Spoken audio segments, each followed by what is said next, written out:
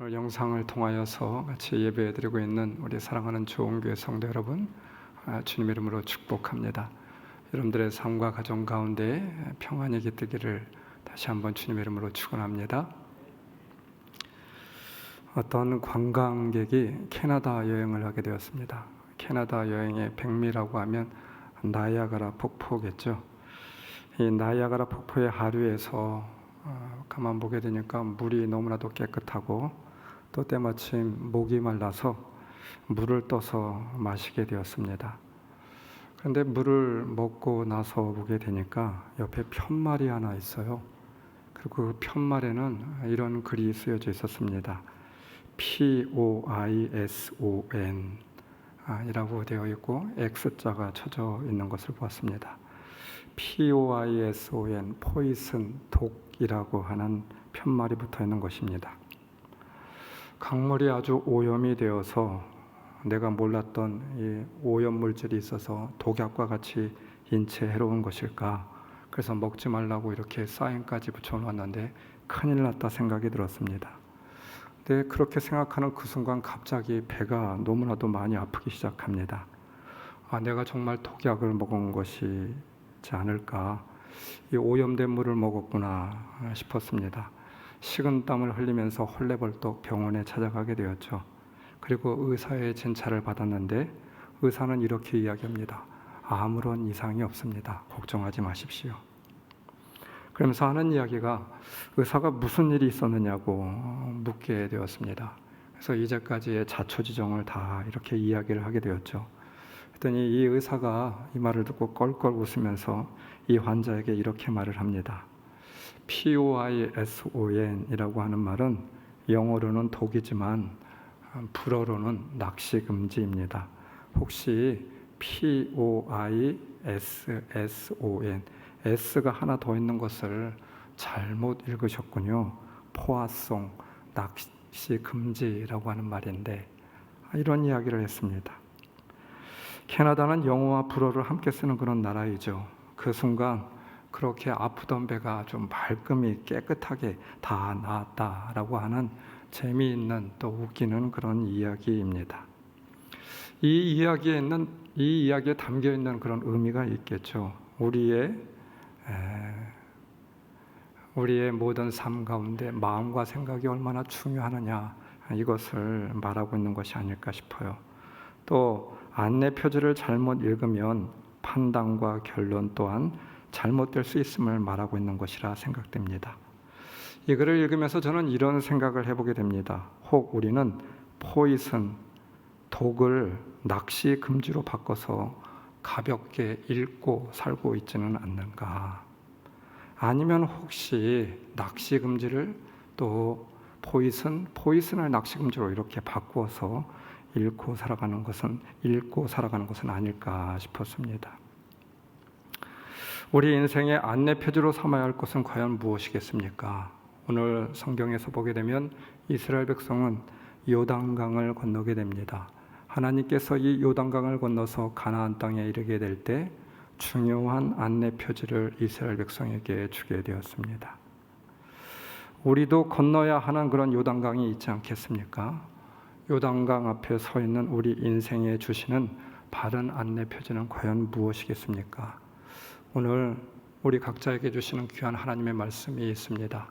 이 말씀을 듣고 또 우리들의 삶 가운데 중요한 안내 표지를 주시는 그 하나님의 말씀에 순종하며 나아갈 수 있는 우리 모든 좋은 교회 성도들이 다 되시길 주님의 이름으로 축원합니다. 아멘. 여호수아 3장에서는 드디어 이스라엘 백성이 가나안 땅으로 들어가기 위해 요단강에 건너는 그런 기사가 나오게 되죠. 이제 요단강 앞에 섰습니다.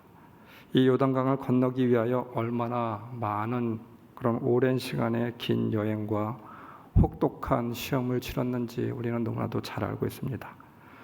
요단강을 건넌다라고 하는 것은 그냥 단순히 강을 건넌다라고 하는 의미는 아니겠죠. 이 말씀 가운데 담겨진 그런 깊은 의미가 있습니다. 이제 새로운 존재, 새로운 백성, 새 인생이 된다라고 하는 것입니다. 아주 이스라엘 백성에게 있어서 중요한 그런 순간이었죠. 어제까지가 애굽의 노예로 광야의 그런 유랑하는 백성으로 살았다라고 하면, 나라도 없이 주권도 없이 살아왔다라고 하면, 이제 요단강을 건너면 가나안의 새 주인이 됩니다. 새로운 역사, 새로운 시대가 도래하고 있죠. 우리가 너무나도 잘 알고 있는 말이 있습니다. 시저가 로마 시내로 진입하는 강을 건너며 루비콘 강을 건넜다라고 하는 말을 썼습니다. 루비콘 강을 건너게 되면 인생이 결정지어집니다. 이제 주사위는 던져졌습니다. 이제 운명이 결정지어졌다라고 하는 말입니다. 다시 되돌릴 수 없다라고 하는 말이겠죠. 이제 새로운 시대가 열려졌다라고 하는 말입니다. 이제 이스라엘 백성은 그들의 루비콘 강인 요단강에 서 있게 됩니다. 가야만 하는 강이고 또 반드시 건너야만 하는 강이죠. 그리고 이 강을 건너게 될 때 완전히 새로운 그런 역사가 시작되게 됩니다. 말씀 4절, 당신들이 이전에 가보지 않았던 길을 가기 때문에, 하나님은 이스라엘 백성들이 이전에 가보지 않았던 길을 가게 될 것이라고 말하였습니다. 가나안 땅은 이스라엘 광야 2세대들이 가보지 않은 땅이죠. 어떤 놀라운 일이 펼쳐질지, 어떤 역경과 도전, 위험이 있는지 알 수가 없습니다. 또한 어떤 위대한 역사가 앞으로 이루어질지 알 수가 없어요. 여러분, 정말 우리 인생과 같지 않겠습니까? 그뿐이 아닙니다. 요단강을 발로 건너는 일이었습니다.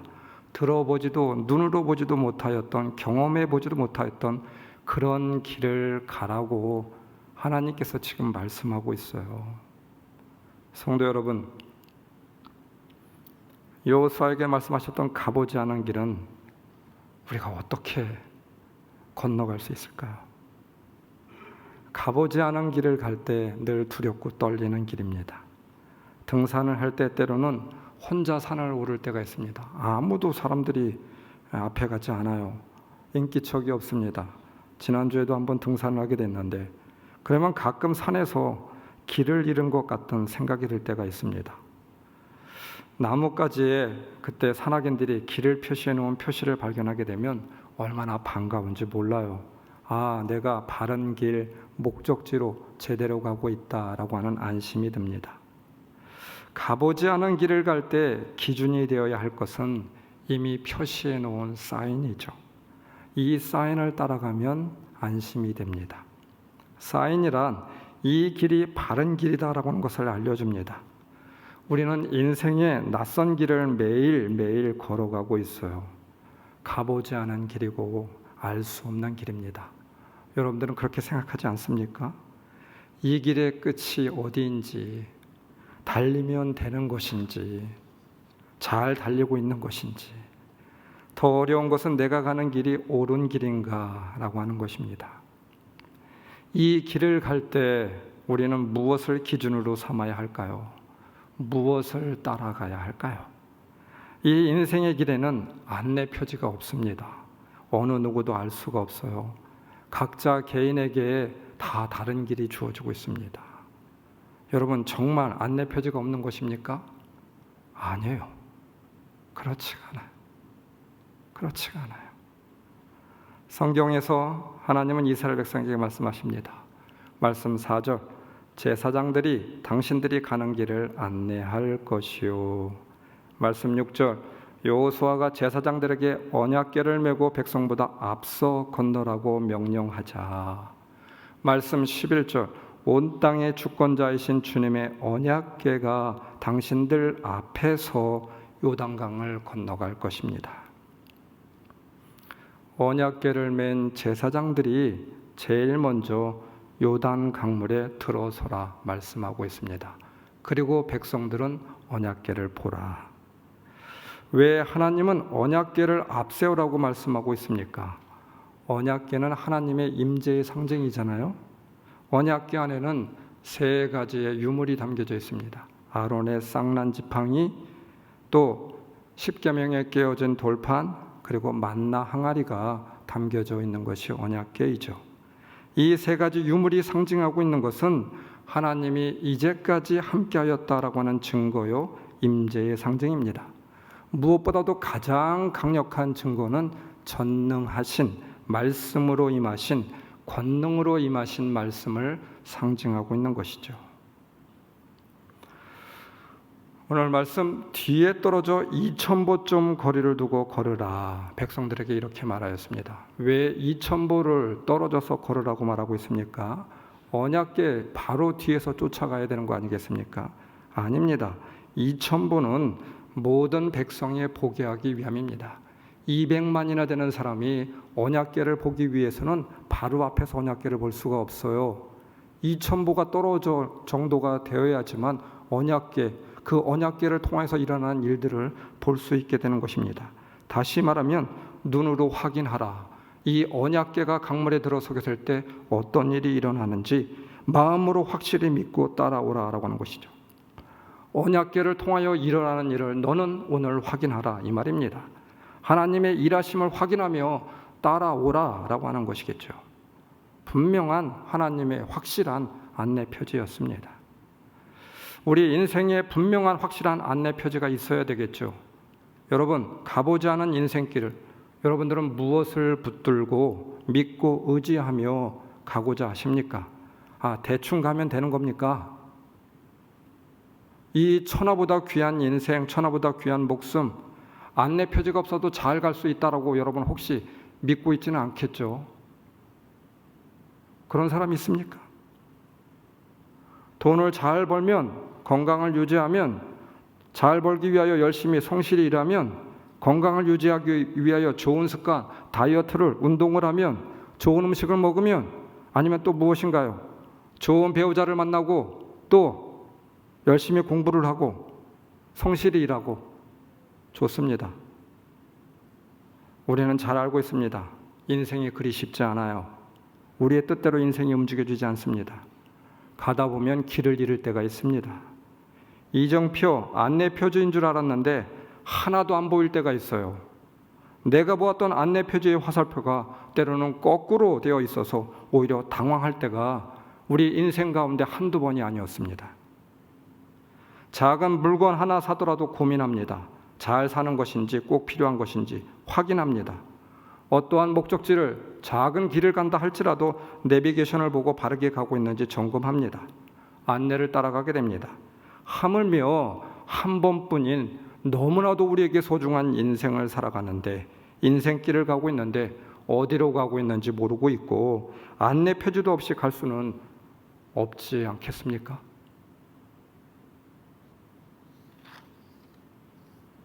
주의 말씀은 내 발의 등입니다. 옳습니다. 캄캄한 인생길, 말씀의 등불을 켜놓고 있으면 되죠. 말씀의 등불을 들고 걸어가면 됩니다. 그러면 길을 잃지 않아요. 비록 눈 앞은 시퍼런 강물이지만 언약궤를 보고 가는 한 안전한 길입니다.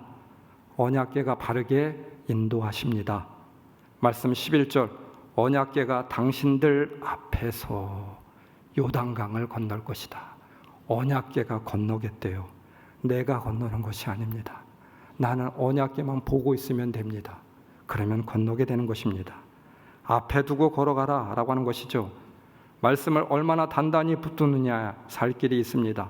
적들은 아무것도 아닙니다. 가나안의 축복도 아무것도 아니에요. 말씀을 읽는 순간 그것은 도도한 요단 강물이 되어서 우리를 덮칠 것입니다. 기억하십시오. 그러나 말씀을 단단히 붙들고 있는 그 순간 요단강이 갈라져 마른 땅이 된다는 것입니다. 말씀 4절, 당신들이 가는 길을 안내해야 할 것이요. 앞에 두어야 할 것을 앞에 두는 것이 성공이죠. 복된 자입니다. 앞에 두어야 될 것을 뒤로 두지 마십시오. 뒤에 둘 것을 앞에 두고 쫓는 어리석은 인생들 되지 마십시오. 실패한 인생들 되지 마십시오. 김은호 목사님이 한번 이런 말씀을 하신 적이 있습니다. 자신은 목회를 하며 두 가지 앞서게 하고자 하는 것이 있고 이것을 늘 명심하고자 한다라고 하였어요. 저도 이 말이 참 가슴에 와닿았습니다. 하나는 주님이 늘 앞에 서게 하자. 주님이 교회의 주인이시고 나의 주인이시고 내 인생의 주인인데 그러면 주님이 앞서는 것이 당연한 것 아닌가? 왜 그런데 사실 내가 앞서려고 하느냐? 목회자가 있어서 제일 큰 적은 나 자신이 앞서려고 하는 것, 교회에 앞서려고 하고 일에 앞서려고 하고 이것이 가장 주된 적이라고 말하고 있습니다. 앞세우는 것이 무엇입니까? 주님보다 내가 항상 앞서고 있지 않습니까? 주님보다 내가 앞서면 큰일입니다. 두 번째, 다른 중요한 일보다 말씀이 먼저 앞서게 하라 이 말입니다. 말씀이 먼저 우리를 이끌어야만 됩니다. 매일매일 말씀이 우리를 이끌어야만 됩니다. 그래야 우리는 바른 길을 갈 수 있다라고 하는 말이겠죠. 이스라엘의 훈련은 언약궤를 붙드나 아니면 나를 붙드나의 훈련이었어요. 말씀이 앞서나 아니면 내가 앞서나의 훈련이었습니다. 시편 119편 105절 주님의 말씀은 내 발의 등불이요 내 길의 빛이니이다. 시편의 저자는 내 생명은 언제나 위기에 처해져 있습니다. 다만 내가 주님의 법을 잊지 않겠습니다. 그렇습니다. 어두운 인생길을 우리는 어떻게 걸어갈 수가 있겠습니까? 등불이 있어야 밝히 비칠 수가 있겠죠. 등불이 있어야 어두운 인생길이라도 환히 비추며 넘어지지 않고 걸어갈 수 있지 않겠습니까? 빌리 그레엄 목사님이 세계적인 전도자였잖아요. 우리는 잘 알고 있습니다. 그런데 이 빌리 그레엄 목사님을 늘 도와서 선교 캠프에서 일하고 있었던 한국 한인 여성 한 명이 있었습니다. 그 여인의 이름은 킴 윅스라고 하는 분입니다. 우리나라에 와서도 세종문화회관에서 공연도 하게 되었고 대통령의 초청을 받아서 우리나라에 와서 공연도 하고 많은 사람들에게 큰 영향력을 끼쳤던 그런 분이기도 합니다. 말씀을 목사님이 전하기에 앞서서 이 여인이 나와서 늘 찬양을 하였다고 합니다. 그리고 때로는 간증을 하기도 하였습니다. 이 여인은 6.25 전쟁 때 그때의 나이가 3살이었다고 해요. 1952년 인민군의 포격의 섬광에 의하여서 그만 실명을 하게 되었습니다. 그 어린 나이에 3살 때 전쟁통에 너무나도 힘들고 처자를 이끌고 아이들을 이끌고 아버지는 굶기를 밥 먹듯 하게 되었습니다. 이렇게 좌절한 아버지는 달려오는 트럭 앞에서 온 가족이 집단 자살을 하려고 하였습니다. 그런데 그것이 실패로 돌아가게 되었죠. 그러자 이 나쁜 아버지는 이 윅스 자신의 딸과 여동생 두 자녀를 강물에 집어던지게 되었습니다. 동생은 떠내려가서 행불명이 되었고 살았는지 죽었는지도 지금도 모르고 있고 자신은 가까스로 구조되어서 대구에 있었던 월드비전 장애자 고아원에 위탁이 되게 되었습니다. 원장에 의하여서 신앙을 받아들이고 홀트 양자회의 주선으로 10살 때 1957년 미국으로 입양이 되게 되었습니다. 그날이 바로 추수감사절이었어요. 독실한 크리스찬이었던 조지 윅스 부부 밑에서 자라게 되었습니다. 신앙의 아버지, 양아버지 밑에서 신앙훈련을 받게 되었고 인디애나 주립대를 졸업하고 풀브라이트 장학금으로 비엔나에서 성악을 공부하게 되었습니다. 귀국하여서 빌리 그레엄 목사님 전도 집회에 참여하게 되었는데 그땐 너무나도 큰 은혜를 받게 되었습니다. 삶을 결단하며 내 인생은 앞으로 간증과 찬양을 하며 많은 사람들에게 복음을 전하는 삶으로 살아게 되겠다 결단하게 됩니다. 그리고 선교 캠프에 같이 동역하여서 많은 사람들에게 귀한 영향력을 끼치게 되었습니다. 장님이었던 그녀가 이런 고백을 합니다. 맹인인 나를 도와주기 위하여서 사람들이 내 손을 잡고 늘 인도해 줍니다. 내 손을 잡고 인도해 주는 사람이 있어서 저는 잘 생활하고 있습니다. 그런데 나를 인도해 주는 그 사람들은 나에게 늘 하는 말이 있습니다. 나에게 전방 100m에 무엇이 있다고 알려주지 않아요. 그 사람들은 단지 내 앞에 있는 계단, 내 앞에 있는 파진 홈이 있다고, 문턱이 있다고 알려줄 뿐입니다. 그러면 나는 그 사람의 말을 듣고 계단에 오르기 위하여 발을 높이 들기만 하면 됩니다. 믿을 만한 안내자에게 나의 발걸음을 맡기고 한 걸음 한 걸음 나는 따라가다 보면 내가 가야 할 목적지에 나는 이르게 됩니다. 그렇습니다. 하나님께서 우리를 인도하시는 방법도 이와 같다고 저는 믿습니다. 우리는 10년, 20년 후의 일을 알지 못합니다. 또 알아야 할 필요도 없습니다. 그저 진실하신 인도자 예수님께만 우리의 발걸음을 맡기고 말씀에 따라 한 걸음 한 걸음 오늘따라 옮겨놓기만 하면 우리를 위해 예배해 주신 저 영원한 천국까지 우리를 인도하시지 않을까요? 위대하신 하나님이 우리 인생을 바른 길로 인도하지 않을까요? 고백하고 있습니다. 여러분, 얼마나 귀한 고백입니까? 메시지입니까? 우리는 너무 먼 곳에 관심을 두고 있는 것 같아요. 우리는 저 앞에 무엇이 있는가를 궁금해하기보다 오늘 내가 딛고 있는 이 한 걸음 한 걸음, 내가 말씀에 의하여서 이 한 걸음 한 걸음을 딛고 있는지, 이것이 중요한 것이죠. 말씀을 붙잡고 집중하며 걸어가면 됩니다. 오늘 한 걸음 한 걸음 말씀에 의지하여 걸어가는 것이죠. 여러분, 두려워하지 마십시오. 미래를 걱정하지 마십시오. 우리의 목표는 무엇입니까? 오늘 내가 말씀에 의지하여서 한 걸음을 걸어가고 있느냐, 그것으로 족합니다. 가보지 않은 길 어떻게 걸어갈 수 있습니까? 알 수도 없어요. 잘 가고 있는지 우리는 잘 모릅니다. 어떠한 일이 일어날지 우리는 늘 두렵습니다. 때로는 인생을 살다가 길을 잃어버릴 때가 있을지 모르겠습니다. 사실 우리는 어디로 가는지 잘 알지 못하고 살아가고 있어요.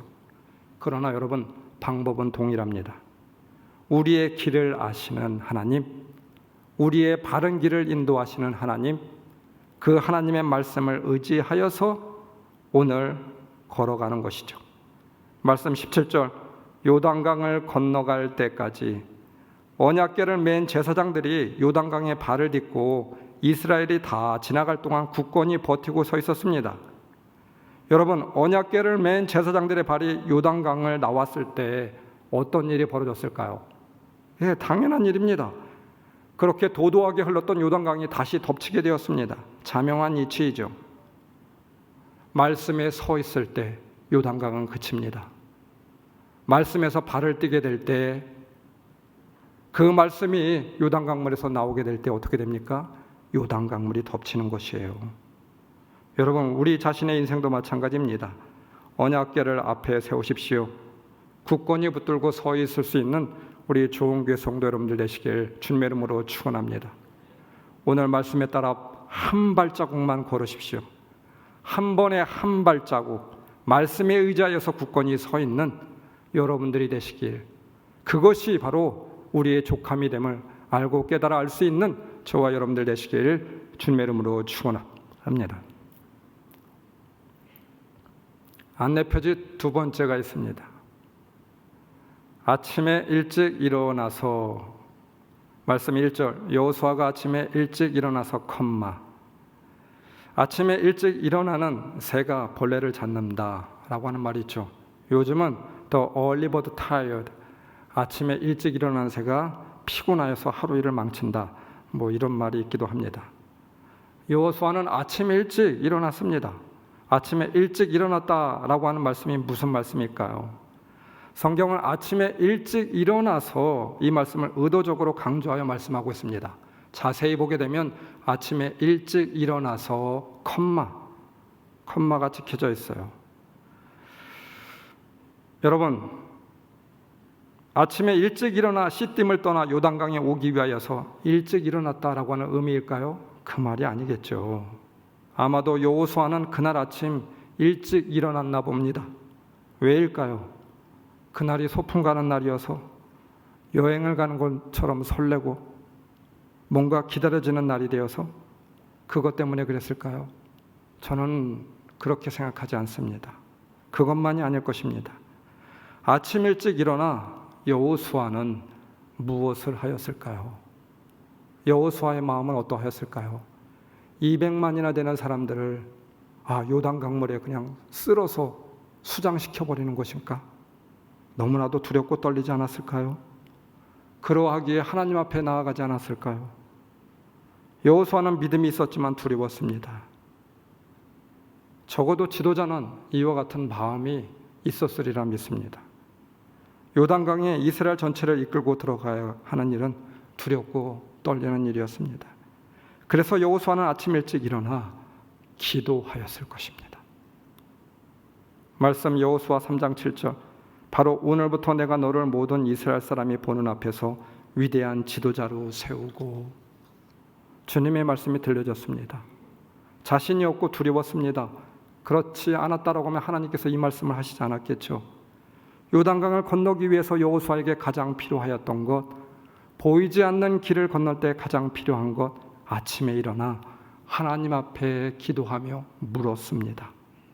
무엇을 어떻게 해야 할지 묻게 되니 길이 보여졌습니다. 바로 이 시간이 내가 너를 돕겠다는 자신감의 회복의 시간이고 두려움 없이 마른 땅으로 돌진할 수 있는 중요한 견인이 가장 중요한 요인이 되고 있었죠. 저는 이 시간 믿음으로 여러분에게 선포합니다. 아침에 일어나 하나님께서 여러분에게 말씀하실 기회를 드리십시오. 내가 소원하는 기도 제목을 아뢰십시오. 두렵고 어디로 가야 할지 어떻게 살아야 될지 모르십니까? 아침에 일찍 일어나십시오. 깨어서 하나님 앞에 나아가십시오. 새벽 기도하라고 하는 말이 아닙니다. 성전이든 집이든 조용히 여러분들이 거하는 직장이든 어디든 하나님 앞으로 나아가십시오. 세밀한 중에 여러분들에게 주시는 그런 귀한 말씀이 있을 줄 믿습니다. 내가 너와 함께 하겠다. 그 말씀을 들으십시오. 그리고 움직이고 결단하십시오. 보이지 않는 길은 두려운 길이 아닙니다. 두렵고 떨리는 길이 아니라 음성을 못 들어서 두렵고 떨리는 길입니다. 음성을 들을 수 있다라고 하면 그 길은 두렵고 떨리는 길이 아니라 환희와 기쁨과 감격의 길이죠. 소망의 길이 됩니다. 그래서 우리는 하나님께서 우리에게 말씀하실 기회를 드려야 되고 그 말씀을 들어야만 됩니다. 할렐루야. 여호수아가 하나님의 전에 엎드렸을 때 들려줬던 말씀이 있었어요. 오늘 성경을 보십시오. 말씀 5절. 당신들은 자신을 성결하게 하십시오. 요단강을 건너기 전에 준비되어야 할 일이 있음을 말씀하셨습니다. 여러분 보십시오. 기도의 궁극적 목적이 무엇입니까? 하나님 앞에 무엇을 해달라고 요청하고 나의 필요를 얻는 것이 기도의 목적이 아닙니다. 기도는 하나님 앞에 자신을 성결케 하는 일이죠. 기도하며 나의 죄를 고백하고 나의 한계를 인정하며 하나님의 긍휼을 구하는데 바로 목적이 있습니다. 기도는 우리의 필요를 말하는 데 있는 것이 아니라 우리의 성결함에 하나님 앞에서 성결함에 목적이 있는 것이죠. 여러분 인정하십니까? 하나님의 목적은 요단강을 건너 가나안 땅에 들어가는 것이 목적이 아니었습니다. 요단 강물을 멈추거나 갈라서 이스라엘 백성이 요단강을 건너매 목적이 있지 않아요. 그러면 어디에 목적이 있습니까? 이스라엘 백성의 성결에 목적이 있었습니다. 성결이 이루어지면 놀라운 일이 이루어지는 거예요. 기적이 먼저가 아니라 성결이 먼저입니다. 성결이 먼저일 때 하나님이 일하십니다.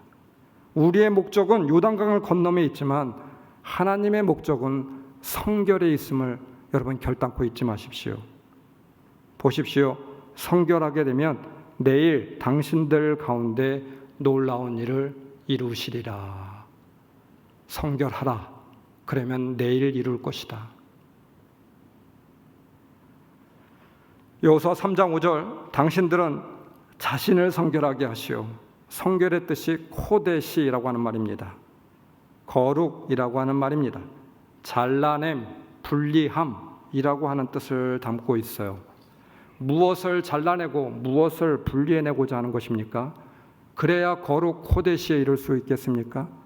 하나님이 보는 거룩은 과연 어떤 무엇을 말씀하고 있나요? 우리는 이것을 생각하면 됩니다. 광야 1세대들 왜 그들이 버림받았는지, 왜 그들이 성결한 백성이 되지 못하였는지. 코데시의 원뜻은 성경에서 말하고 있는 성결의 원뜻은 무엇인 줄 아십니까? 그 반대가 바로 불신앙입니다. 코데시의 원뜻은 하나님을 경외하는 사람들을 말하고 있어요. 성결은 단순히 개인이 지은 죄를 지은 것을 회개하라라고 하는 말이 아닙니다. 죄의 요소를 제거하라라고 하는 말이 아닙니다. 성결이 준비되지 못하여서 가나안을 들어가지 못했던 광야 1세대들을 보면 알 수가 있어요. 성결이 무엇인지 알 수가 있습니다. 광야 1세대들, 광야 2세대들은 1세대와 같은 존재가 되어서는 안 됩니다. 광야 1세대들과 같지 않은 새로운 존재가 되어야 됨을 말씀하고 있어요. 광야 1세대들이 하나님 앞에 득제한 일이 무엇이었습니까? 하나님의 믿지 못하였죠. 함께 하심을 믿지 못하고 약속을 믿지 못하고 불신앙하였습니다. 의심하고 정죄하고 원망하였습니다. 14장 27절 나를 원망하는 이 악한 회중이 언제까지 그럴 것이냐? 나를 원망하는 이스라엘 자손의 원망을 내가 들었다. 가나안을 정탐한 뒤에 하신 말씀이었어요. 민수기 13장 23절 나의 영광을 보고도 내가 이집트와 광야에서 보여준 이적을 보고도 10번이나 거듭 나를 시험하고 내 말에 순종하지 않은 사람들은 어느 누구도 내가 그들의 조상들에게 주기로 약속한 그 땅을 못 볼 것이다. 나를 멸시한 사람은 어느 누구도 그 땅을 못 볼 것이다. 약속의 말씀을 믿지 못하였던 것이었습니다. 그 불신앙을 오늘 요단강에 씻으라 이 말입니다. 이스라엘 백성들은 자신들의 현실 모습만 보게 되었어요. 현재의 처지와 형편만 보았습니다. 하나님이 아닌 자신들을 의지하였습니다. 오늘 나의 모습을 보고 한탄하며 주저앉아 있는 믿음이 없는 약속을 믿지 못하는 그 모습, 그 불신앙 회개하라라고 하는 것이죠. 성결이란 죄인 스스로가 원한다고 아니면 어떠한 공로를 가지고 성결에 이를 수 있는 것이 아니지 않습니까? 성결케 하시는 하나님을 믿는 것이죠. 경외하는 것입니다. 하나님을 의지하는 것이죠. 하나님께 나의 시선이 아닌 하나님의 시선에 나의 시선을 옮겨놓는 것이죠. 그래서 성결은 다른 말로 믿음의 시선입니다. 이 시선의 성결이 있어야만 됩니다. 가나안의 주인이 되기 위해서 우리가 보는 이 믿음의 시선, 아직도 성결되지 못한 나의 시선이 아니라 믿음의 시선으로 성결될 때 요단강이 열려지게 되는 것이죠. 코데시 성결이 말하는 두 번째 요소가 있어요. 성결은 단순히 보는 것을 말함이 아닙니다. 발걸음의 성결을 말하고 있죠. 순종하는 일입니다. 언약궤를 메고 요단강을 받는 일이죠. 말씀 12절 이제 이스라엘의 각 지파마다 한 사람씩 12사람을 뽑으십시오. 말씀 13절 온 땅의 주권자이신 주님의 궤를 맨 제사장들의 발바닥이 요단 강물에 닿으면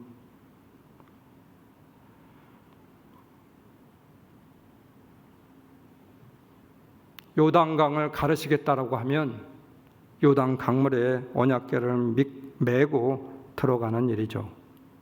요단강에 들어가서 서 있으라. 요단 강물에 발걸음이 닿으면 그러면 볼 것이다. 닿을 때 보여지는 것이고 내가 닿기 전까지 요단 강물은 계속 흐르는 것입니다. 여호수아에게 가나안을 주시겠다고 하였습니다. 너희 발바닥이 닿는 곳은 어디든지 너무 유명한 말씀이잖아요. 밟아야 그것이 바로 우리의 땅이 된다 이 말입니다.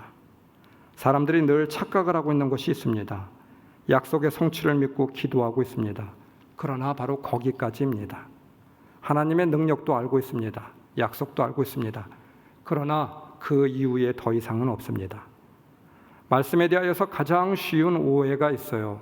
그것은 아무것도 안 하고 하늘만 쳐다보는 것을 믿음이라고 착각하고 있는 것입니다. 진정한 믿음은 믿기 때문에 아무것도 안 하는 것이 아니라 오히려 믿기 때문에 오늘 발걸음을 옮겨놓는 것이죠. 오늘 최선을 다하는 것입니다. 이것이 믿는 일입니다. 주님의 궤를 맨 제사장들의 발바닥이 요단 강물에 닿으면 밟고 서 있는 것이죠. 역사는 밟을 때 일어나는 것입니다. 이것이 바로 믿음의 사람이 보는 방법이에요. 믿음의 시선의 성별이고 발걸음의 성별입니다. 자신을 성결케 하는 코데시, 성결의 방법이라고 광야 1세대들을 빗대어서 하나님께서는 광야 2세대들에게 요단강에서 분명히 말씀하고 있습니다. 입의 성결, 생각의 성결, 눈의 성결 너무 중요합니다. 반드시 이루어져야만 됩니다. 그러나 여러분 더 중요한 것이 있어요. 삶의 성결입니다. 결단의 성결입니다. 발걸음의 성결입니다. 이 성결이 이루어지지 않으면 결단코 요단강물은 갈라지지 않습니다. 왜 아직까지 요단강물이 갈라지지 않았습니까? 최종 단계인 발걸음의 성결이 우리는 아직 준비되지 못하였습니다. 안타깝습니다. 지도자는, 앞에 있는 자는 군부를 지피는 사람들이라고 하는 말이 있습니다. 군부를 지피는 누군가가 있어야만 됩니다. 그래야 불을 쬐는 사람들이 나오게 되는 것이죠. 우리는 군부를 지피는 사람이 되어야만 됩니다. 불을 쬐는 사람이 아닙니다. 어렸을 때 부모님이 아궁이에 군부를 지피라고 하였습니다. 힘들고 잘 붙지 않고 곤욕을 당할 때도 있습니다. 왕교가 제대로 잘 타지 않아요. 타고 있는지도 잘 모르겠습니다. 시간을 들여야만 됩니다. 희생을 해야만 됩니다. 군부를 지피는 수고가 있어야만 됩니다. 군부를 지피면 그날 밤 식구들이 다 따뜻하게 몸을 녹이고 안락한 잠자리에 들 수 있습니다. 겨울에 혹독한 그 추위에도 따뜻하게 하룻밤을 보낼 수가 있어요. 싫었지만, 귀찮았지만, 귀찮은 일이지만 그래서 좋았습니다. 잘했다, 줄곧 생각이 들었습니다. 법궤를 맨 제사장들을 보십시오. 하나님은 강이 갈라지는 한가운데서 법궤를 메고 서 있으라고 말씀합니다. 200만 명이 지나가는 현장이었고 감격도 있었지만 언제 물살이 덮일지 몰랐습니다. 두려움 속에서 백성이 다 지나갈 때까지 버티고 서 있었습니다. 무겁고 힘겨운 법궤를 메고 버티고 서 있었습니다. 몇 시간이 지났는지도 모릅니다. 내 자신의 처지와 환경이 어떠하든지 하나님의 머물라고 한 자리에 서서 내가 튼튼하게 버티고 서 있는 것이죠. 믿음의 제사장인 내가 언약궤를 메고 서 있는 것입니다. 여러분이 바로 언약궤를 메고 서 있는 믿음의 제사장들, 믿음의 어머니들이 다 되고 있는 것 아니겠습니까? 사랑하는 성도 여러분, 약속을 믿는다고 하여서 요단강이 갈라지는 것이 아니었어요. 약속을 믿었으면 발로 밟아야 되고 튼튼하게 서 있어야만 됩니다. 오늘 말씀을 믿고 발걸음을 떼는 일이죠. 옮겨놓는 일입니다. 이것이 바로 경외하는 백성, 코데시 성결의 백성입니다. 이전에 가보지 않았던 길 걸어가는 가장 중요한 안내 지침이에요. 오늘도 성결함으로 요단강에 서 있을 수 있는 여러분들이 되시길 주님의 이름으로 축원합니다. 한국 교회가 성결해야 되겠어요. 우리 좋은 교회가, 좋은 성도가 바로 여러분 자신이 성결하는 백성들이 다 되시길 주님의 이름으로 축원합니다. 말씀 17절, 온 이스라엘 백성이 마른 땅을 밟고 건너서 온 백성이 모두 요단강을 건널 때까지 주님의 언약궤를 맨 제사장들은 요단강 가운데서 마른 땅 위에 튼튼하게 서 있었다. 튼튼하게 서 있었다. 튼튼하게 서 있으십시오. 말씀을 알고 있고 믿고 있는 여러분들이 흔들리지 말고 튼튼하게 요단 강물에 서 있으십시오. 오늘도 요단 강물이 도도하게 흐르는 삶 속에서 튼튼하게 서 있는 여러분들을 보고 싶습니다. 그 튼튼하게 서 있는 여러분들로 인하여서 요단 강물이 갈라지고 우리 사랑하는 가족, 자녀, 이웃들, 사랑하는 백성들이 그 요단 강물을 건너갈 줄 믿습니다. 요단강의 갈라짐을 여러분들을 통하여서 확인하고 싶습니다. 그리고 증거하고 싶습니다. 이러한 사람들이 다 우리 좋은 교회 성도 여러분, 여러분들이 다 되실 수 있기를 주님의 이름으로 축원합니다. 우리 말씀을 기억하시면서 통성으로 기도합시다.